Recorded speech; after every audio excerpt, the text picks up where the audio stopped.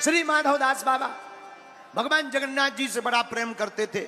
उड़ीसा में जगन्नाथ धाम है, जगन्नाथ के भात को जगत पसारे। हाँ, अच्छा, उनकी आदत थी, मस्ती में रहते थे। अच्छा, महात्मा होते ही मस्त है, वरना वो महात्मा काहे का जो मस्त ना रहे। मस्तराम मस्ती में, आग लगे मस्ती में।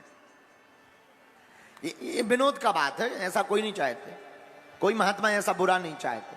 आहा, एक बार क्या हुआ कि माधवदास बाबा को शरीर में पीड़ा हो गई, इतनी तेज पीड़ा हुई कि अब तो चलते फिरते बंद हो गया, बीमार पड़ गए। लेकिन जगन्नाथ जी से प्रेम करते थे तो आसपास के शिष्य आने लगे, महाराज हम आपकी सेवा कर दें। बाबा सबको हटा देते, नहीं नहीं नहीं, हमारे ठाकुर जी हैं, सब व्यवस्था हो जाएगी, तुम जाओ जाओ जाओ, मत रहो यहां। किसी को भी नहीं रखते थे, ना सेवा करवाते थे। आहा,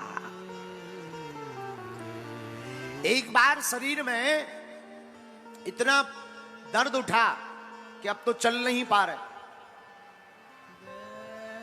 रोग बन गया। अब तो नित्य क्रिया भी लेटे लेटे पलंग के ऊपर करने लगे, इतनी सामर्थ्यता नहीं रही शरीर में उठने की। आंखों में आंसू, भगवान जगन्नाथ जी का ध्यान, और पड़े रहते। आहा हा, भगवान से नहीं रहा गया।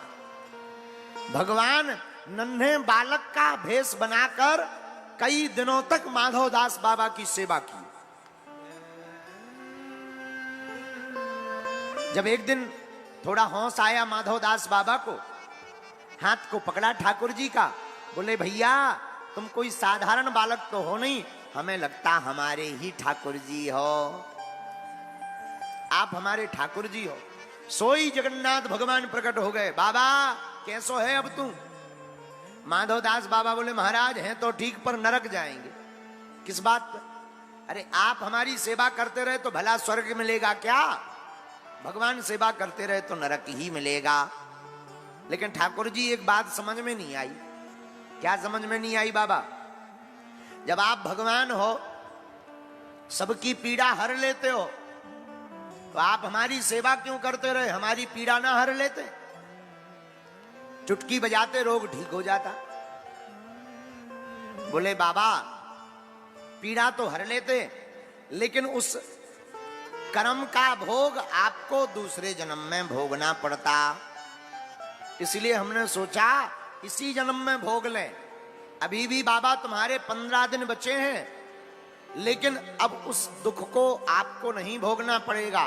बाबा वो 15 दिन का रोग हम अपने ऊपर ले लेते हैं। आहा, श्री माधवदास बाबा की आंखों में आंसू आ गए। धन्य है प्रभु, इसलिए आपको सब भक्त वत्सल कहते हैं।